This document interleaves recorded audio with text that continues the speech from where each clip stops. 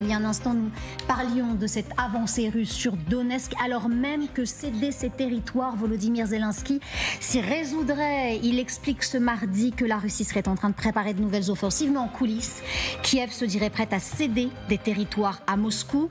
Indiscrétion, vous allez le voir, ukrainienne, qui nous viennent du Télégraphe, qui a interrogé ici un responsable européen. Voilà ce que nous disent ces indiscrétions. D'abord que Volodymyr Zelensky a déclaré aux dirigeants européens qu'il devait rejeter tout accord proposé par Donald Trump dans lequel l'Ukraine céderait davantage de territoire. Néanmoins, Volodymyr Zelensky va un peu plus loin. La Russie pourrait être autorisée à conserver une partie du territoire qu'elle a déjà pris. Cela signifierait geler la ligne de front là où elle se trouve et donner à la Russie le contrôle de facto du territoire qu'elle occupe déjà, Louhansk, Donetsk, Zaporijia, Kherson et la Crimée. Autour de ce plateau, Vincent Eugeux, Christine Dubois-Clément, Violeta Moscalou, geler le territoire, laisser à la Russie ce qu'elle contrôle déjà. Est-ce que c'est envisageable en un mot ?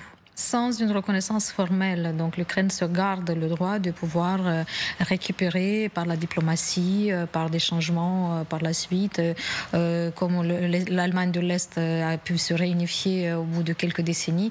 Donc effectivement, aujourd'hui, c'est une option sur la table, mais sans aucune reconnaissance formelle. On écoute Donald Trump, le président américain. Pour lui, des territoires vont être cédés. Il l'a répété encore une fois hier. Peut-il tout décider ? Nous allons l'évoquer autour de ce plateau. Néanmoins, voilà où lui, il en est aujourd'hui. Regardez. Ce qui m'a un peu contrarié, c'est que Zelensky a dit « Je dois obtenir une approbation constitutionnelle ». Zelensky a la permission de commencer la guerre et de tuer tout le monde, mais il a besoin d'une autorisation pour l'échange de territoire. Parce qu'il va y avoir des échanges de territoire. Je le sais par la Russie et des conversations avec tout le monde. Vous voulez réagir ? Oui, parce qu'au bowling, on appelle ça un strike. Tout y est. Je veux dire, toutes les âneries, toutes les inepties conceptuelles de la perception de Trump par rapport à ce conflit sont rassemblées dans deux formules. D'abord, il revient sur ce vieux fantasme selon lequel la responsabilité de la guerre incombe à Zelensky, ce qui est un déni de la vérité historique absolument grotesque.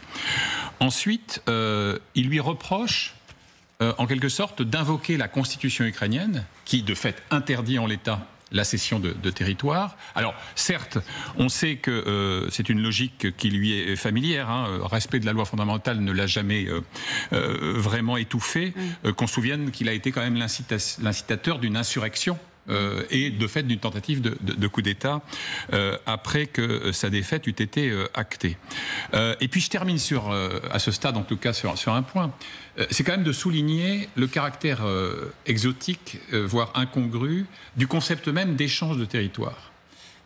Si aujourd'hui l'Ukraine détenait toujours, par exemple, l'oblast de Koursk, et puis au-delà, pourquoi pas, Belgorod, et puis allons jusqu'à Saint-Pétersbourg, oui, il y aurait matière à un échange. Mais là, en l'occurrence, on échange quoi contre quoi ? En l'occurrence, il ne s'agit pas d'échanger des territoires, ce n'est pas le Land for Peace dont on aurait beaucoup parlé au Moyen-Orient. Là, il s'agit d'échanger des territoires contre des valeurs, des principes et du droit. Alors on regarde justement ces fameux territoires, nous allons vous montrer ces oblasts, ces 4 oblasts que l'Ukraine et la Russie se disputent. Ce que vous voyez en bleu, ce sont les territoires qui ont été repris notamment par l'Ukraine depuis le début de l'invasion. D'accord ? Nous voyons notamment dans le nord que Soumy, Kharkiv, etc., une partie de Kherson au-dessus a été reprise. Néanmoins, là où toute la dispute fait œuvre, Louhansk, Donetsk, Zaporijia, Kherson, très précisément, tout ce qui est en orange, Volodymyr Zelensky pourrait accepter de le donner. Vous voyez Donetsk ? Il y a une partie de Donetsk qui est en orange. Ça, Volodymyr Zelensky, dans les dernières indiscrétions, il dit quoi ? Il dit « Vous l'avez pris ? Ok, on gèle. » Mais il y a la partie au-dessus, la partie blanche, qui n'est pas encore prise. Qu'est-ce qu'on fait de cette partie ? Très concrètement, qu'est-ce qui se passe ici ? Si on laisse cette partie de Donetsk, qu'est-ce qui se passe au-dessus ? Est-ce que Vladimir Poutine l'accepte, ça ? C'est du concret. Sur cet échange de territoire, qu'est-ce qu'on fait ? C'est toute la question, et Vladimir Poutine a toujours été maximaliste dans ses demandes, et quand il vous parle de négociation, il vous parle surtout d'aller discuter la forme de capitulation, ni plus ni moins. On est dans cette approche-là. Et par ailleurs, moi, je suis désolée, je reviens, mais les mots ont un sens. Échange de territoire. Alors, quels sont les territoires qui viennent de l'autre côté ? Est-ce que c'est que Donald Trump envisage de donner l'Alaska à la Russie, par exemple ? Je ne sais pas. Alors voilà, dans les tuyaux américains, on va vous montrer cette proposition tout en vous montrant la carte. Ça n'est pas évident, mais dans les tuyaux américains, de deux. D'un côté, on aurait Louhansk, Donetsk. Louhansk ça y est, c'est déjà pris quasiment en majorité. Nous le voyons par les Russes dans la couleur. Donetsk, une grande partie. Si nous laissions Luhansk, Donetsk aux Russes, disent les Américains, de l'autre côté, il reste quoi? Il reste Zaporijia. Et la centrale. Et la fameuse centrale. Et un peu plus au sud, ce qui nous intéresse également, Kherson, qui pourrait revenir aux Ukrainiens. Encore faut-il que Vladimir Poutine l'accepte. Nous allons vous remontrer cette proposition américaine qui a été notamment portée par M. Witkoff, avec ce problème de traduction durant le rapport qu'il a rendu à Donald Trump. Un problème d'intellect au moins autant que de traduction. On vous sent un peu agacé, mais on peut le comprendre. En premier lieu, qu'est-ce qu'on lit? Cessez-le-feu. Pardon, mais jusqu'à preuve du contraire, il me semble que vous serez d'accord avec moi, c'est la ligne rouge de Vladimir Poutine. Non, mais en plus, un cessez-le-feu sans garantie de sécurité ne veut strictement rien dire. Un cessez-le-feu, si vous ne mettez pas des garanties extrêmement fermes quant à son maintien, n'a strictement aucun sens. Ça veut dire que là, si on reste dans cette proposition en l'état, cet échange de territoire plus un cessez-le-feu que l'on pourrait baptiser ce que l'on veut, somme toute, dans la mesure où on n'a pas de ligne droite, on n'a pas de ligne gauche, et que l'on sait déjà que le président Poutine a une tendance à marcher, si ce n'est à danser, sur les lignes rouges qui sont posées par des tiers. Là, on va arriver à quoi? À accorder un territoire au président Poutine, en échange de quoi? D'une poignée de main.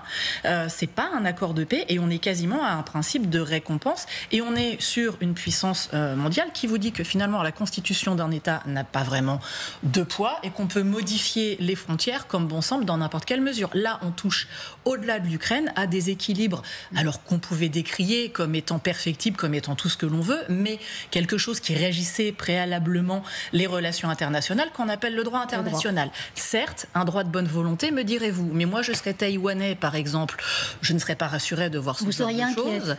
Je serais déjà inquiète par nature, mais là, ça ne calmerait pas mes aigreurs nocturnes. Voilà. Mais si on arrive à se dire que à peu près n'importe quel pouvoir fort peut arriver à, par sa volonté, faire une modification des approches territoriales, eh bien on va avoir beaucoup d'autres régions du monde où les situations risquent d'être complexes.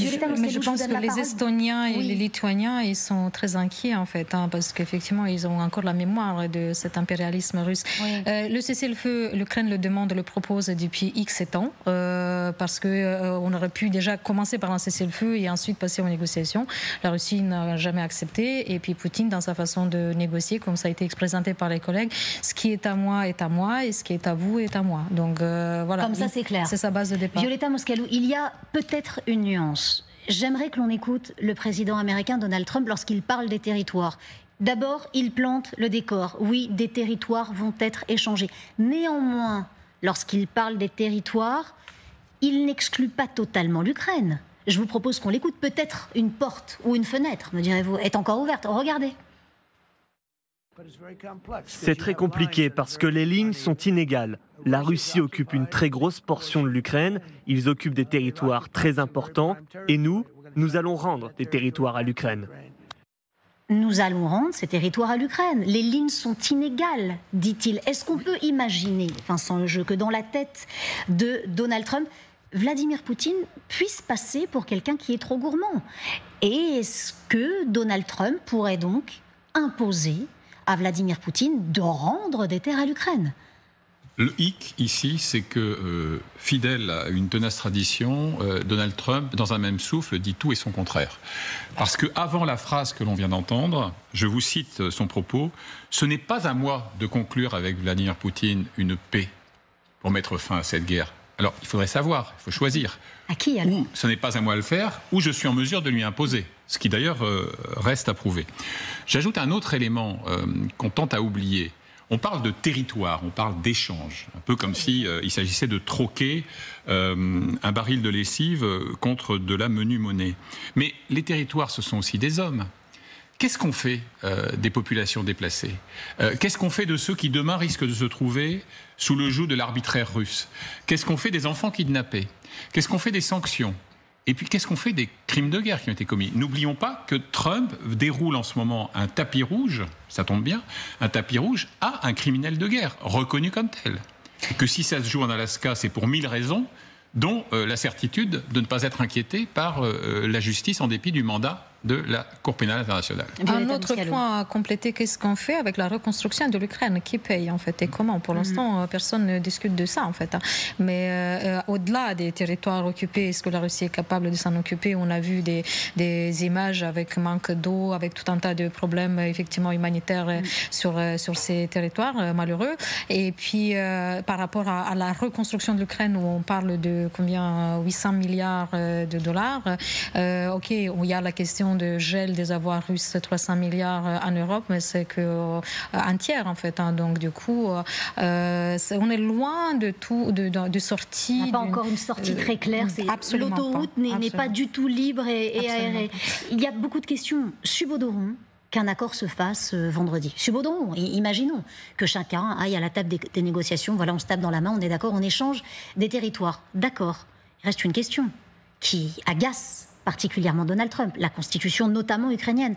On fait quoi? On change la constitution, on l'ajoute dans la loi, qu'est-ce qui se passe? La constitution ukrainienne dit que la source de pouvoir, c'est le peuple ukrainien. Et le peuple ukrainien, il a montré sa capacité à multiples reprises de déjouer tous les pronostics défaitistes, réalistes, rapports de force et tout ça en fait. Parce que quand le monde entier pensait que Kiev tomberait en 3 jours, le peuple ukrainien a montré qu'en fait non. Et cette armée qui est arrivée comme la deuxième armée du monde, l'armée russe, on voit que 3 ans après, ils sont sur 20% de territoire, mais effectivement, c'est loin de là. Donc, en fait, quel que soit le document qui sera signé, si c'est un document qui ne tient pas compte des intérêts de l'Ukraine, l'armée ukrainienne ne déposera pas les armes, le peuple ukrainien ne se soumettra pas à la volonté de Poutine et de Trump, et Zelensky, avec l'Europe à côté, vont devoir maintenir la pression, et l'Ukraine continuera à se défendre. Vous voulez dire, on ne change pas la constitution comme ça en Ukraine du jour au lendemain parce que Donald Trump l'a décidé?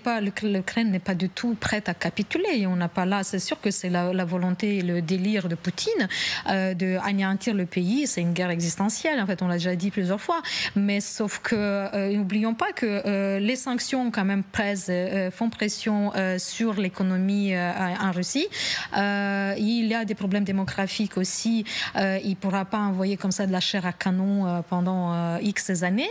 Et que c'est absolument pas le moment aujourd'hui de faire des cadeaux aux criminels de guerre qui, comme Trump est en train de vouloir faire pour sa logique business as usual. Mais on ne peut pas non plus... Tout n'est pas business, c'est ce que vous dites aujourd'hui. Vincent, tout n'est pas business, mais j'y reviens à une demi-seconde. Le bandeau, rendre aussi des terres à Kiev.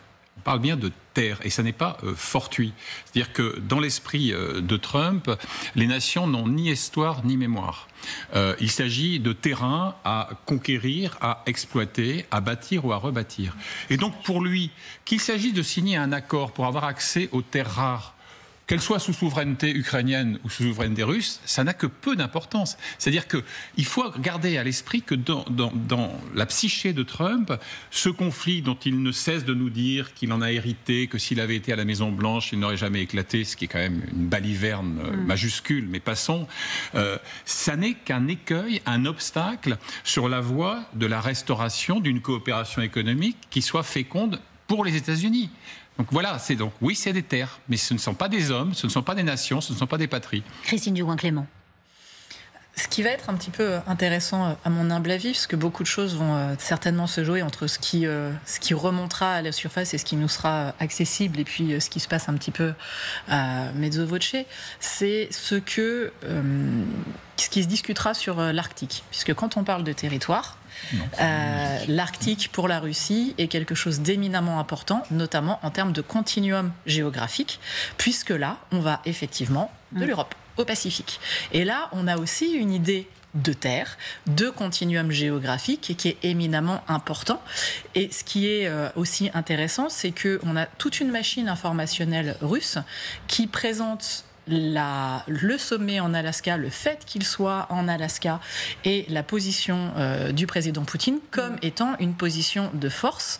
Et on a déjà une petite musique, alors soutenue par les propagandistes dont on sait le crédit qu'on peut leur apporter, mais néanmoins ils font du bruit et néanmoins ils ont une forme d'audience, y compris sur le territoire national russe, ce qui permet de renforcer l'assise d'un pouvoir qui doit aussi faire avec des problèmes économiques majeurs. C'est que on arrive finalement à une forme d'humiliation humiliation des Occidentaux.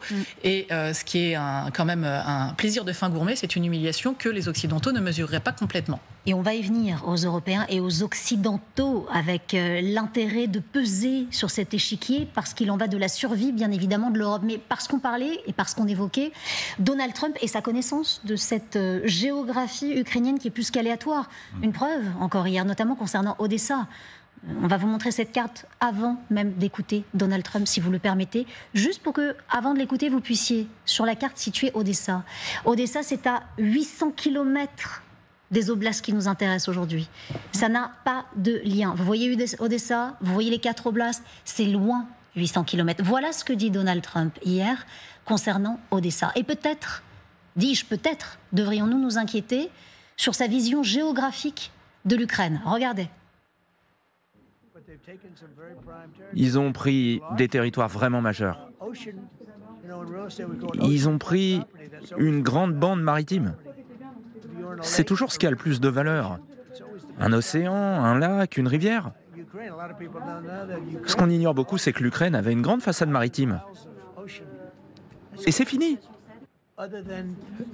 Faut penser à cette petite région d'Odessa, toute petite.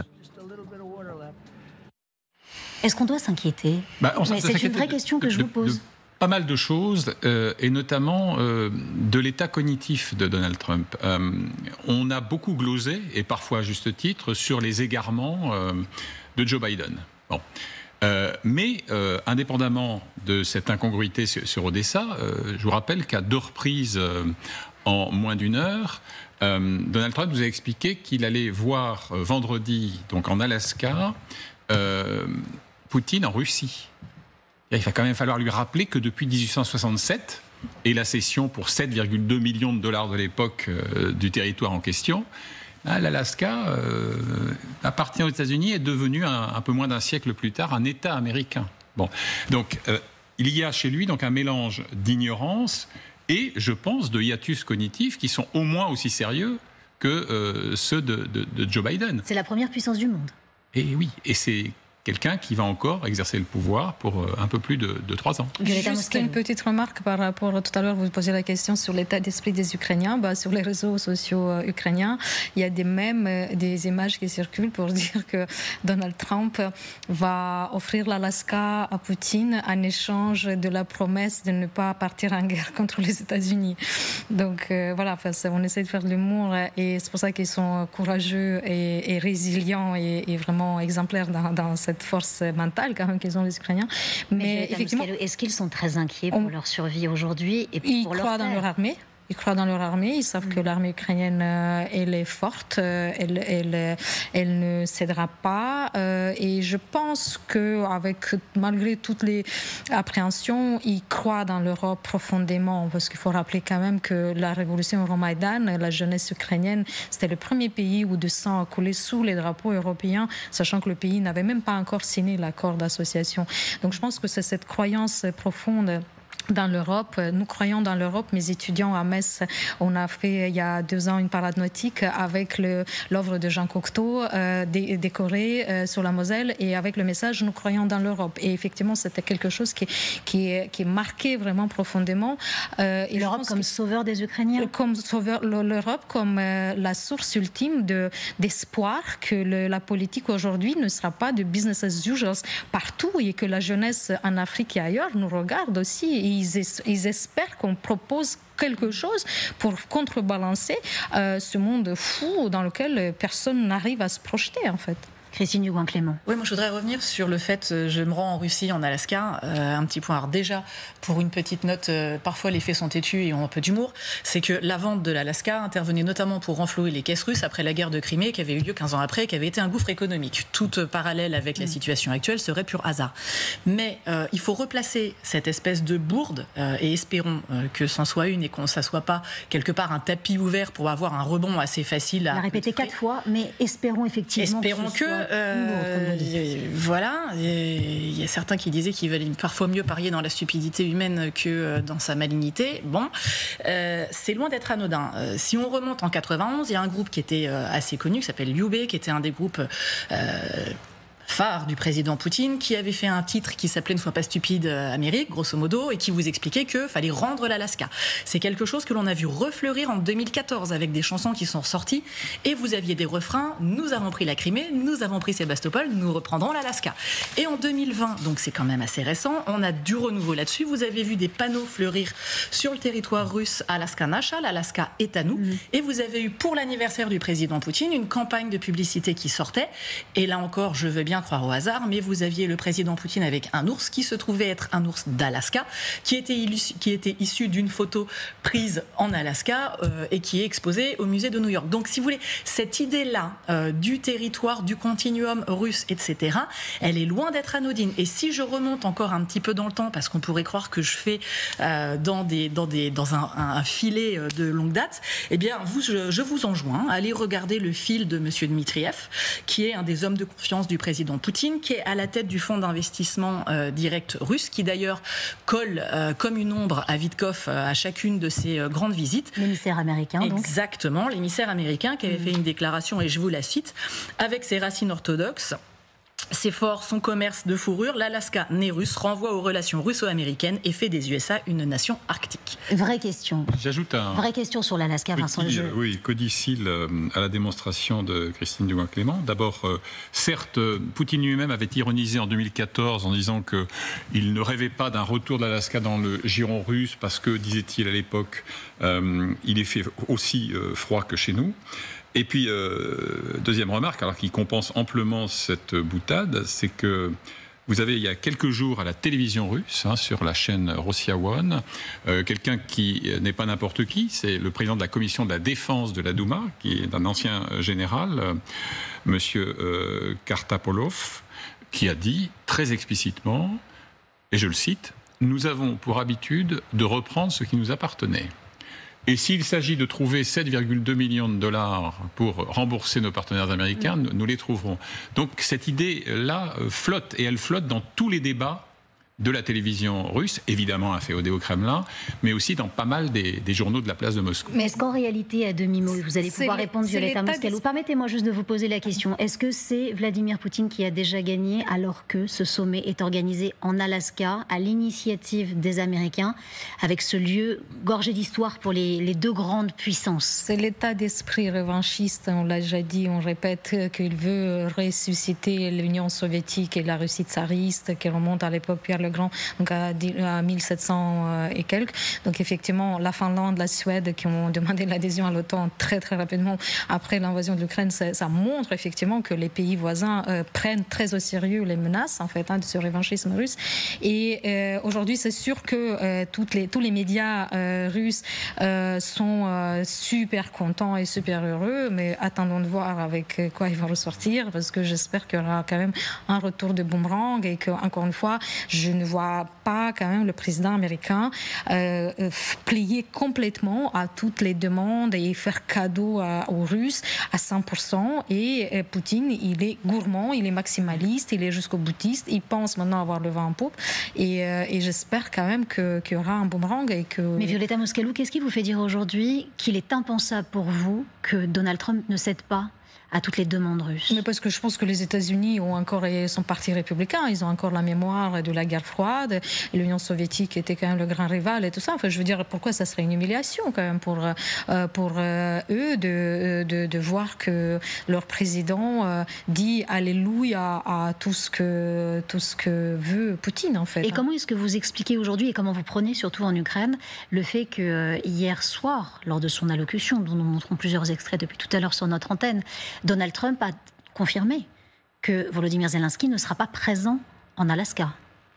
Bon, ça change tous les jours déjà avec eux, donc jusqu'à vendredi il y a encore un peu de temps, et puis demain, mercredi, il y a ce sommet en ligne en fait avec l'Europe, l'Ukraine et les États-Unis. Et puis encore une fois, Trump, il veut veut faire du business coûte que coûte. Effectivement, on a bien compris sa logique. Mais après, je ne pense pas qu'il a envie non plus d'avoir un accord qui serait complètement caduque. Après, effectivement, le risque, c'est qu'il se retire. Mais je pense, dans tous les cas, les Américains continueront à donner des armes à l'Ukraine à travers l'Europe en disant vous n'avez qu'à payer. À vendre des armes aux Européens de façon à ce qu'ils puissent les donner à l'Ukraine. Parce que si c'est dans la logique de business as usual, il ne pourra pas se retirer à 3%. Donc attendons de voir effectivement les résultats de ce sommet, mais je reste un minimum optimiste. Je me dis c'est pas possible quand même qu'on retombe. Et Al-Tabi, on l'a dit, qu'on redessine les frontières. C'est juste en attendant.